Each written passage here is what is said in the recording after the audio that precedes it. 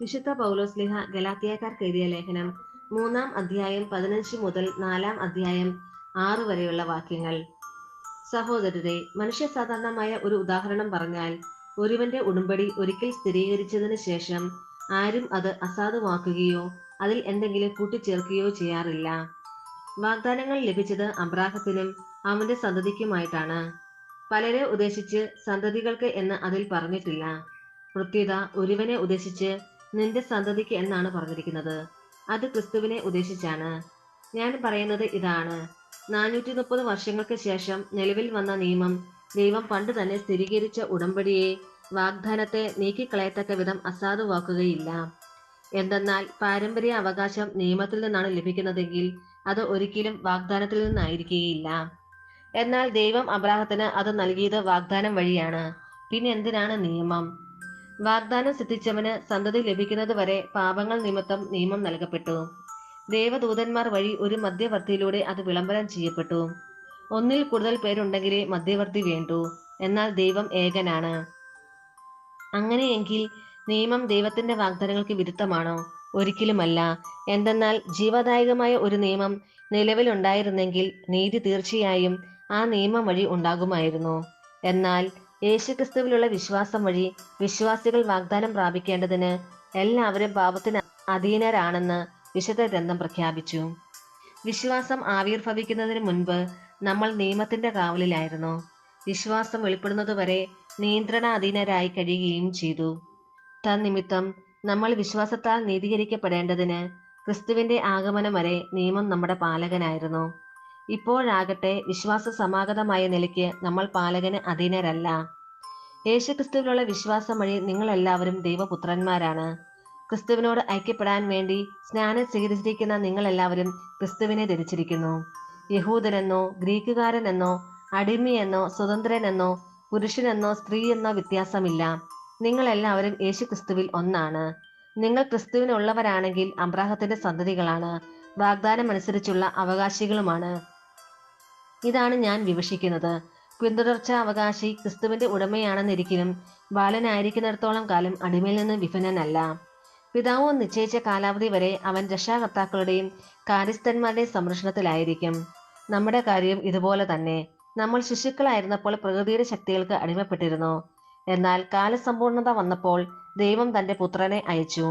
അവൻ സ്ത്രീയിൽ നിന്ന് ജാതനായി നിയമത്തിന് അധീനനായി ജനിച്ചു. അങ്ങനെ നമ്മെ പുത്രന്മാരായി ദത്തെടുക്കേണ്ടതിന് അവൻ നിയമത്തിന് അധീനരായി കഴിഞ്ഞവരെ വിമുക്തരാക്കി. നിങ്ങൾ മക്കളായതുകൊണ്ട് ആബാ പിതാവേ എന്ന് വിളിക്കുന്ന തന്റെ പുത്രന്റെ ആത്മാവിനെ ദൈവം നമ്മുടെ ഹൃദയത്തിലേക്ക് അയച്ചിരിക്കുന്നു. നമ്മുടെ കർത്താവായ മിശിഹായിക്ക് സ്തുതി.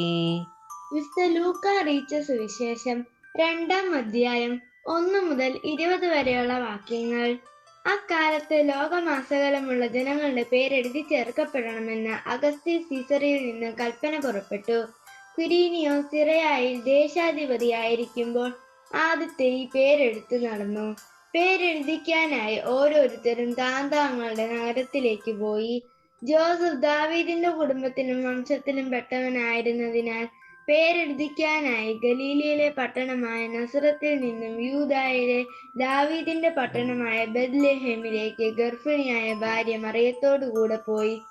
അവിടെ ആയിരിക്കുമ്പോൾ അവൾക്ക് പ്രസവ സമയം അടുത്തു. അവൾ തന്റെ കടിഞ്ഞൂൽ പുത്രനെ പ്രസവിച്ചു. അവനെ പിള്ള വച്ചുകൊണ്ട് പൊതിഞ്ഞ് പുൽത്തൊട്ടിയിൽ കിടത്തി. കാരണം സത്രത്തിൽ അവർക്ക് സ്ഥലം ലഭിച്ചില്ല.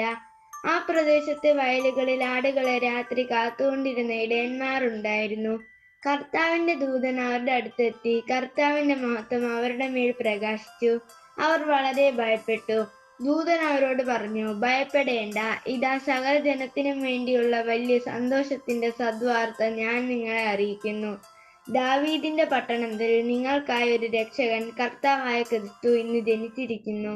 ഇതായിരിക്കും നിങ്ങൾക്ക് അടയാളം: പിള്ള കച്ചുകൊണ്ട് പൊതിഞ്ഞ് പുൽത്തൊട്ടിയിൽ കിടത്തിയിരിക്കുന്ന ഒരു ശിശുവിനെ നിങ്ങൾ കാണും.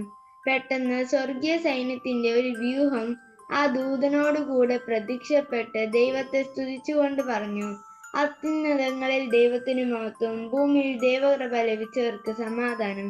ദൂതന്മാർ അവരെ വിട്ട് സ്വർഗത്തിലേക്ക് പോയപ്പോൾ ആട്ടിടയന്മാർ പരസ്പരം പറഞ്ഞു, നമുക്ക് ബെത്ലഹേം വരെ പോകാം. കർത്താവ് നമ്മെ അറിയിച്ച ഈ സംഭവം നമുക്ക് കാണാം.